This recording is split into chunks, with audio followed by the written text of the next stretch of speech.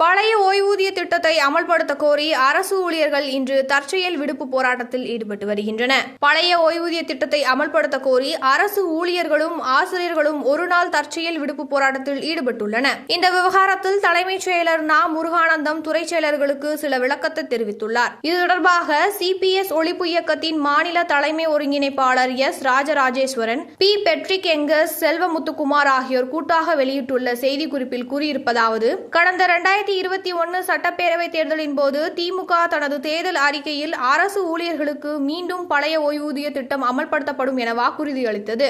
ஆனால் ஆட்சி பொறுப்பேற்று 4 ஆண்டுகளுக்கு மேலாகியும் திமுக அரசு இன்னும் பழைய ஓய்வூதிய திட்டத்தை நடைமுறைப்படுத்தவில்லை. தமிழகத்தை விட நிதி வருவாயில் பின்தங்கிய மேற்கு வங்கம் உட்பட 5 மாநிலங்களில் பழைய ஓய்வூதிய திட்டமே தற்போதும் அமலில் உள்ளது. தேர்தல் வாக்குறுதியின்படி பழைய ஓய்வூதிய திட்டத்தை கொள்கை ரீதியாக அமல்படுத்துவதற்கு மாறாக தமிழக அரசு அலுவலர் குழுவை நியமித்துள்ளது. தமிழக நிதித்துறையின் விருப்பத்தையே அலுவலர் குழு அரசுக்கு அறிக்கையாக வழங்கும் என்பது கடந்த கால அனுபவம். பழைய ஓய்வூதிய திட்ட கோரிக்கையை வலியுறுத்தி 2026 ஆண்டு ஜனவரியில் காலவரையற்ற வேலைநிறுத்த போராட்டத்தில் ஈடுபட திட்டமிட்டுள்ளோம். அதற்கு முன் தயாரிப்பாக இன்று ஒரு நாள் தற்செயல் விடுப்பு போராட்டம் நடைபெறுகிறது.